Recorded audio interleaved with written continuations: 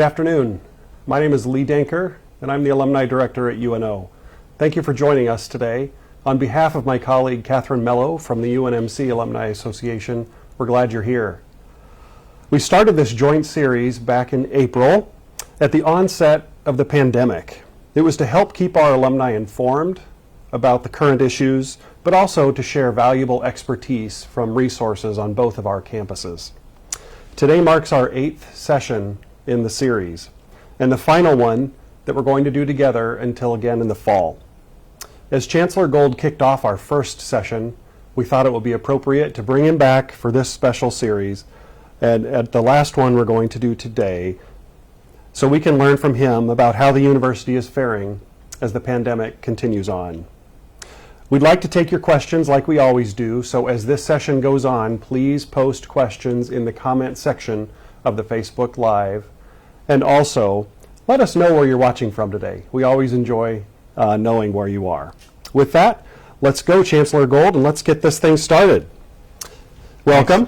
Thanks, Lee. Great to be with you. Glad to have you here. Since last time you joined us was way back in April, and it truly was the onset of the pandemic, a lot has changed since then. Where would you like to start today with some of those changes? Well, April 7th, you know, it feels like years ago, and then at the same time it feels just like yesterday. So much has changed. We could talk about the recent Supreme Court decisions. We could talk about all of the racial injustice that has been so prominent across our country recently. But let's stay focused on the pandemic, and I'm looking forward to answering questions that our audience may bring forward. So if you ask us where we are today, look worldwide. Let's start off with that discussion. Worldwide, we've exceeded 8 million cases confirmed, which means if you use the usual public health methodology, we're somewhere between 80 million and 120 million cases, meaning it's off by somewhere between a factor of 10, maybe as much as a factor of 12 or even 15. And of course, large number of hospitalizations, large number of deaths. In the United States, we're, of course, as our audience knows, well over 2 million cases. 14% of those have ended up hospitalized, and approximately 5%, 1 out of 20, have ended up passed away.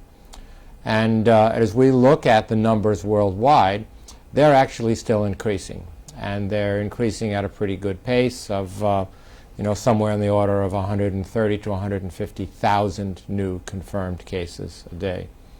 If you look at the United States, the rate of rise has actually plateaued on a daily basis, and it has stayed in the, as low as about 18 to 19,000 and as high as about 25,000 new cases per day. What has changed, though, is where those cases are. And, interestingly, we are all well aware of the so-called epicenter, the New York, New Jersey, tri-state area. They peaked out and they had a very brisk fall off. But unlike New Jersey and New York, Arizona has had a very brisk uptake. Texas is on a pretty steep rise now. Interestingly, Florida went down quite a bit after an early rise and now is back on their way up. So the audience is probably wondering, where's Nebraska in all of this, right? Aside from smack dab in the middle of the country.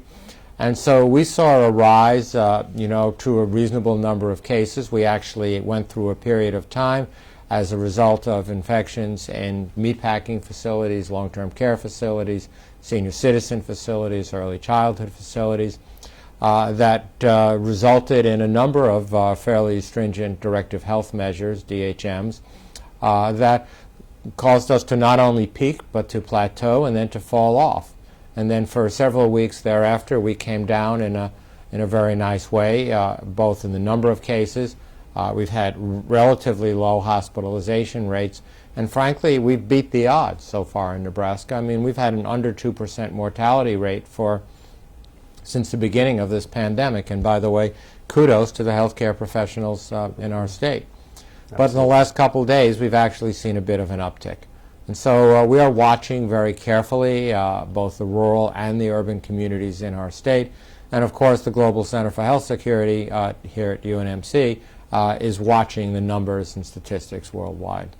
So we could spend a lot more time on this, but just I noticed you got a lot of questions there, and I'm sure our audience has some too, so we should get to them. Well, that was a great start, and you're right. We could spend the whole time talking about that, and from the looks of some questions coming in, some would like to. So I'm going to continue on with that topic. And what role does UNMC currently play in the state's response to this pandemic?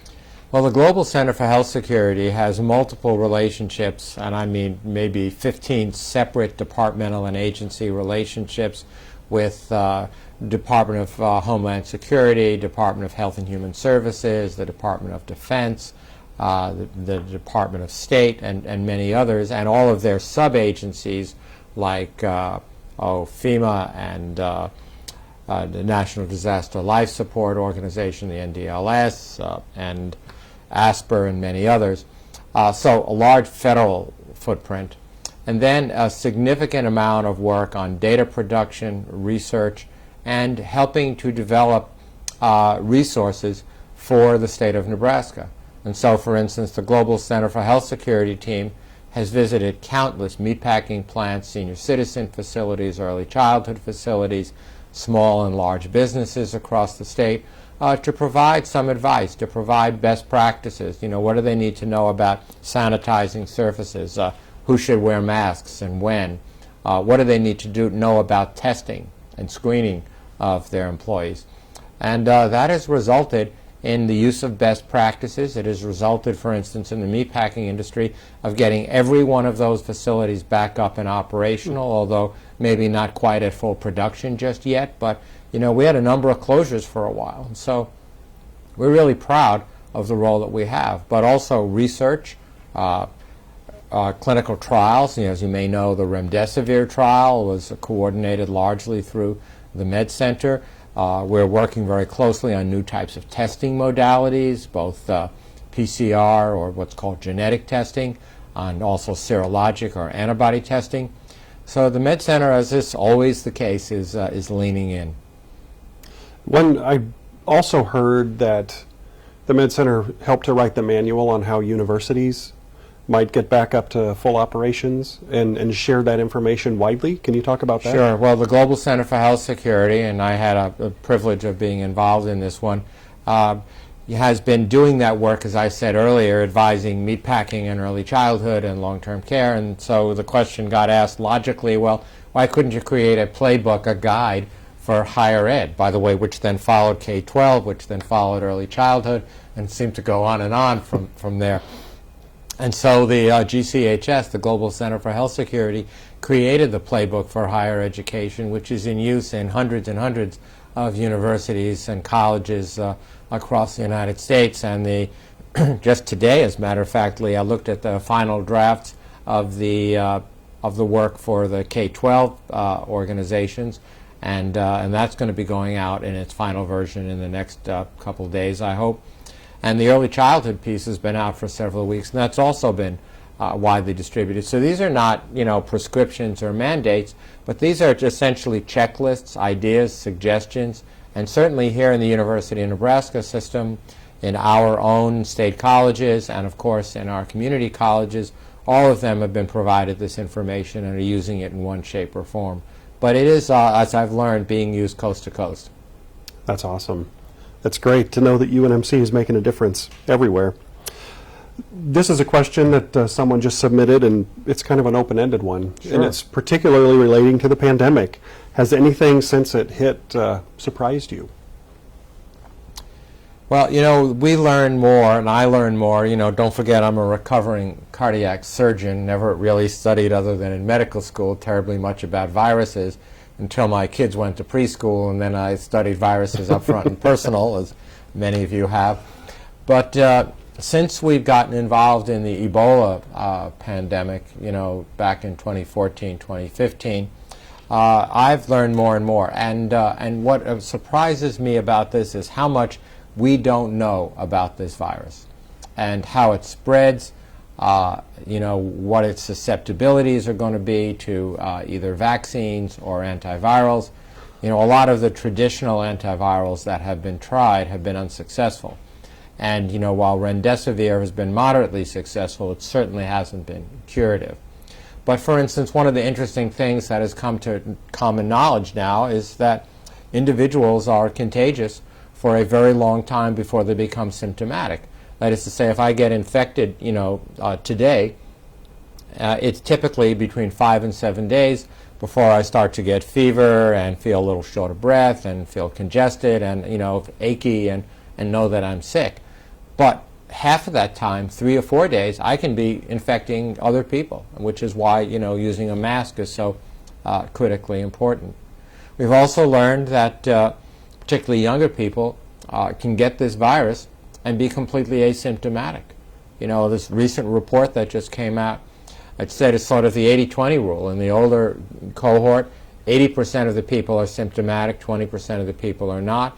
In the younger cohort, somewhere between 65 and 80% can be completely asymptomatic, go through a full course of the illness, and by the way, shed the virus, transmit live virus to family and friends, working colleagues, students in the classroom, and never know that they had the infection. So these are all things that we're continuing to learn, and which is why we need to continue to test and then do contact tracing pretty widely. I would imagine a lot would surprise folks, considering how new it is and how we're learning something every day. Surprises me every day. There's always something new. There's always another twist. One of the interesting things that happened, New Zealand, for instance, is one of the parts of the world that has done a phenomenal job of lowering the number of cases to 0. As a matter of fact, they had 24 consecutive days of no cases. And just recently they announced several new cases. Now, some of these were related to travel, I believe, but nonetheless, they had put policies and procedures in place to try to contain the spread of the virus. And so I guess the message to me and to our audience today would be, don't declare victory too soon. Mm-hmm. Well, we do know that we have some students who are thinking about coming back to both of our campuses, UNMC and UNO. They're more than thinking. They're some are here, applying, enrolling, making deposits. They're here. So we're committed. We're committed. We're ready to get some more alumni into the alumni network. Good. Educating them. Yeah, absolutely. We just had someone We ask. just sent a big tranche in, by the way, just last May. So we're doing our best. That's great. A big graduating class. Yes. Someone asked, specifically about our students. How are they coping on both campuses? Because this is such a difficult time for our students. Can you speak to that? Well, I'm sure, I know from speaking to many of them directly, that there's a lot of stress. There's a lot of stress in their families. And that stress is, of course, caused by the pandemic itself, meaning the virus, and they're all concerned about, are they going to be healthy when they come back to campus? But, there are a lot of people that have lost their jobs or have been furloughed. There are a lot of people who, enjoy athletics, enjoy concerts, and enjoy getting together with friends on a beautiful sunny day out on green grass. There are others that really feel strongly about going to church or in large volunteer groups that they participate in. And to a very large extent, that's been stopped. And that causes a huge amount of stress. And let's not forget the social isolation that goes with it. I haven't seen my grandchildren in, since mid-January, early January. And, I do FaceTime them a lot and try to read them stories and explain to them why this big bad virus is, causing this. But, it's not like giving them a hug. And we're going to get through this. We're going to come out the other end stronger and better as a university, and I am convinced about that. But our students are stressed. Our faculty and staff are stressed also. I suppose since we've talked about students, let's talk about fall semester. What do you expect the fall semester to look like on both campuses? So the operational word is de-densifying. So we're lowering the density of students on campus, meaning we're going to try to maintain the 6-foot distancing. As our audience will notice, Lee and I are not wearing a mask. I do have my mask here, of course. I'm sure you do too. Mm-hmm. But we are 6 feet apart. In case you're wondering, we actually took out a tape measure and measured it, so we know we're at least 6 feet apart. But we're going to de-densify the students, which means classrooms with spread out. A good number of students are probably still going to take some of their courses remotely. Some of our faculty are going to teach remotely. Our staff are going to work remotely.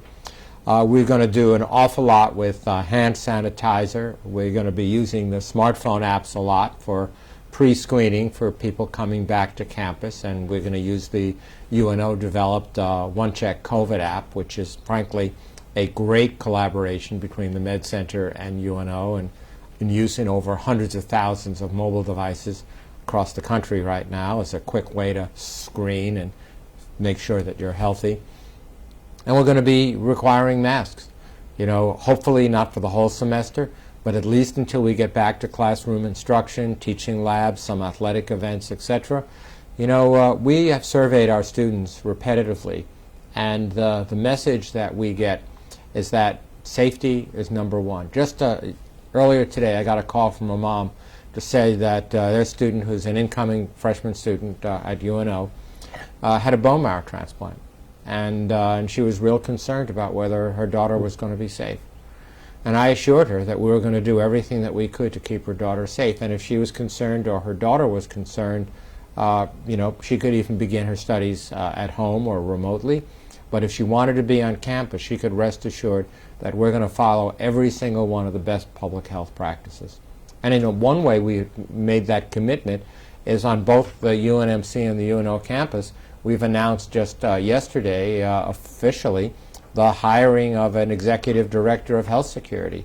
So on the UNO campus, it's going to be Dr. Jane Meza, and on the Med Center campus, it's going to be Dr. Ted Cieslak, who are committed to do nothing but look at the health and safety of our students, faculty, and staff, and be sure that we have every single best practice that we can have. Personal protective equipment, surface cleansing, think doorknobs, tabletops, lavatories, spaced out as best as possible, testing and screening.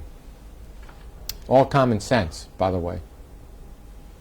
So how many students, or what are we looking at as far as enrollment? How has the pandemic impacted enrollment projections for the fall? Can you talk a little bit about that? Well, for a very long time, we were concerned that either due to the pandemic itself, meaning the concerns about the spread of the virus, or due to the economic impact of the pandemic, and we're all well aware of that, not just on Wall Street, but on Main Street. We were very concerned that it might adversely affect our enrollment, particularly here at UNO, where we care for an awful lot of first-generation students who otherwise would not have an opportunity to go to college. And whether it's in our Thompson learning communities or any of our other scholarship programs, UNO is a unique place in that regard. And of course, the Med Center is a unique place in that 88–89% of our students are Nebraskans, and we're responsible for a huge chunk of the health professions workforce for the state and the surrounding areas. So on the Med Center campus, our enrollment projections are solid. I'm not aware of any students that have said, I'm going to take a gap year or time off or not enroll in med school, dental school, pharmacy school, etc. And so we're pretty darn confident. And indeed, we have a number of students, particularly our residents and fellows, that start in about 10 days. And so they're already in town, they've already moved in, because they had to have 14 days of self-quarantine before actually coming to work. So they're here, ready to roll. At the UNO campus, the news is also quite good. Our summer enrollment is actually up quite a bit, almost 10%, which is great. Wow. In terms of the generation of credit hours, which is how we look at it. And then our fall enrollment is also looking quite favorable. Now, there's a long time between now and when our fall enrollment will become a reality. And so as I was advised by a member of the Board of Regents yesterday, don't crash the ball on the 20-yard line, right? We got to get to the goal, to torture another athletic metaphor. But yeah, absolutely. So we're looking favorable right now. But we've been working really, really hard between Nebraska Promise and announcing the fixation, the stabilization of tuition for the next 3 years, and all of the incentive programs that we put together at UNO, including one that I'm really proud of, which is called the Healthcare Hero Scholarship Program. And that's a special scholarship program for the families of the doctors, nurses, pharmacists, and therapists, others who have been directly involved in the care of COVID-19 patients. This was a special scholarship made available for them that would sit on top of any other scholarship they might be eligible for, and it's still available, by the way, up until right. the first day of class, and maybe even thereafter, who knows, to say thank you, because their families are putting themselves at risk for our community. We thought the least we could do is find a way to say thank you to them.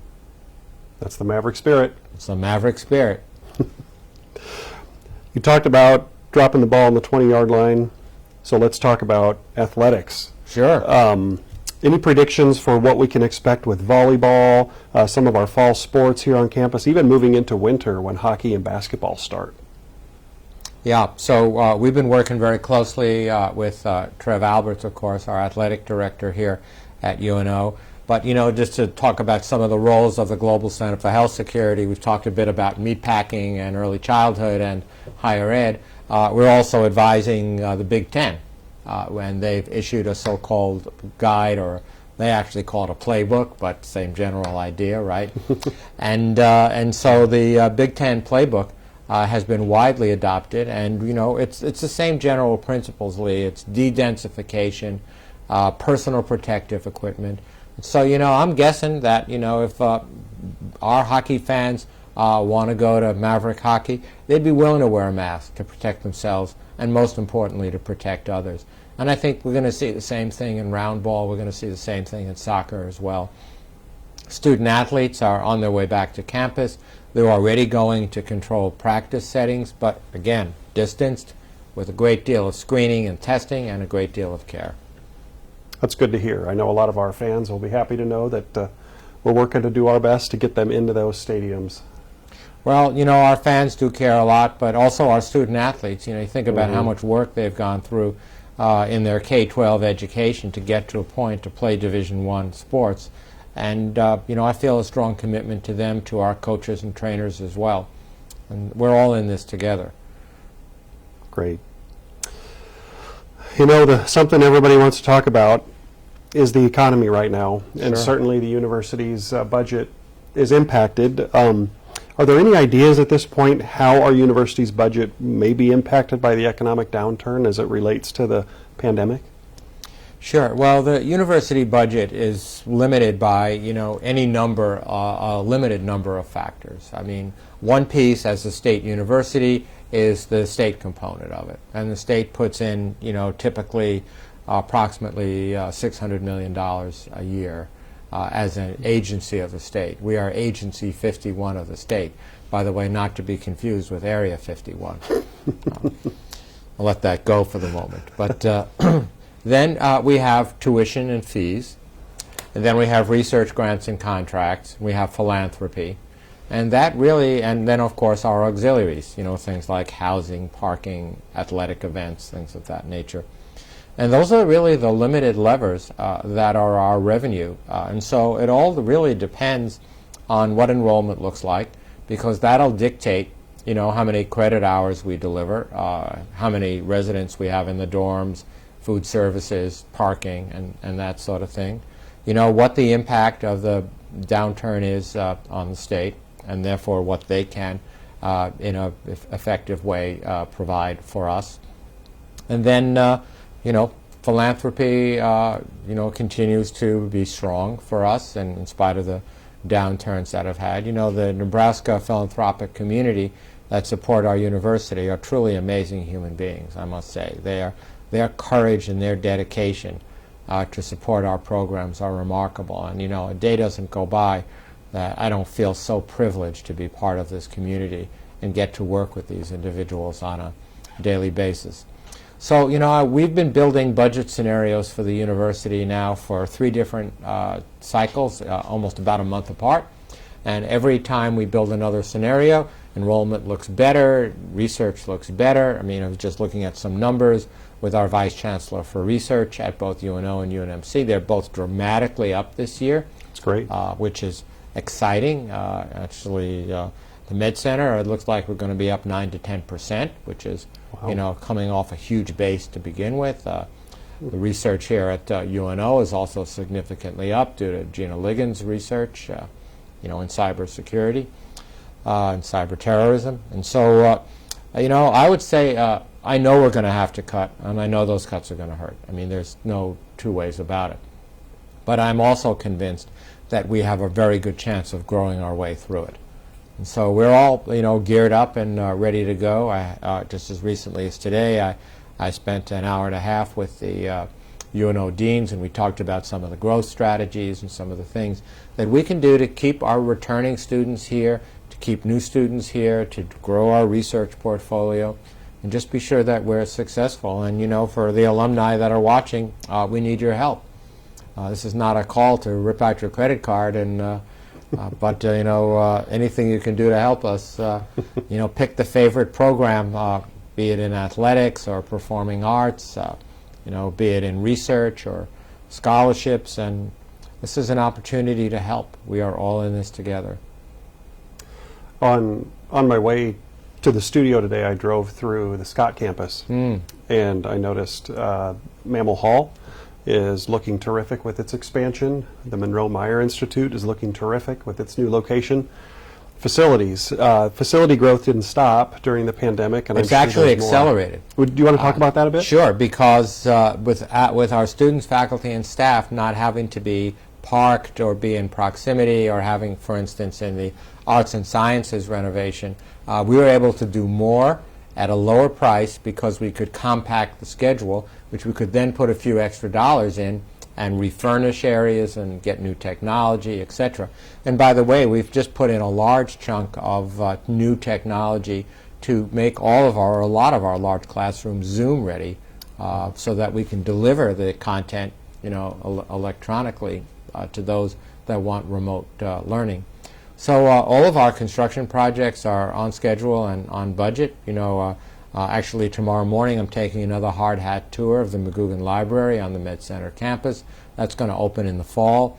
The Wigton Heritage Center, again, on schedule, on budget, fantastic project. Monroe Meyer, Mammal Hall, the Biomechanics Building. I think the last items on the checklist are either done or just about to be done. My own experience with construction is that the last item, the very last item, never gets done. But let's hope for Dr. Sturgio and his colleagues that we get everything done. So, I would sum it all up by saying on schedule and on budget. Baseball, softball, I saw that's looking good too. Looking good, yeah. It's so interesting that we were not able to get that project done so that we could host the final championship playoff in baseball, softball for the Summit League. But because of the pandemic, they postponed it to next spring. So we're going to host it. Good. We're also hopefully going to be a major practice field for the College World Series. It's going to be a beautiful facility and all privately supported. Just phenomenal what the community donors and our alumni have done. They're a special group, and in fact we have time for one more question, and I'm just going to ask you to maybe address some of those folks out there, some of our alumni, some of our UNMC alumni are healthcare professionals. A lot of our UNO alumni are healthcare professionals as well, or certainly have educators in the family who've all been impacted. Do you have any words of wisdom or just a pep talk for our alumni who are watching today about anything they might be going through? My best advice is the same thing I tell my children and my grandchildren and my dearest friends, is that we're going to get through this. And we're going to come out stronger and better as a result of this. There are going to be ups and downs. There's going to be accurate information, inaccurate information. There's going to be rumors. There's going to be all of that. But at the end of the day, the basic principles that got us to where we are going to keep our university strong, are going to keep our families strong, and we're going to come out of this at the other end stronger and better. And I am absolutely convinced. Great words of wisdom. Thank you very much. Chancellor, Thanks, thank you so much for being here with us today. I wish we had more time to ask more questions, but Well, invite me back. I think we definitely will. So this session, along with others in our series, will be available on our YouTube pages for viewing at later times. Also, many people ask us at times like this how they can show their support. We've included a link to the University of Nebraska Assistance Fund. The University of Nebraska Emergency Assistance Fund supports students and employees on all 4 campuses who are facing sudden financial hardship due to the pandemic. Finally, please let us know what's on your mind and how the university and our 2 alumni associations can help. You'll see our email addresses on this closing screen. Again, thank you for joining us and have a great day.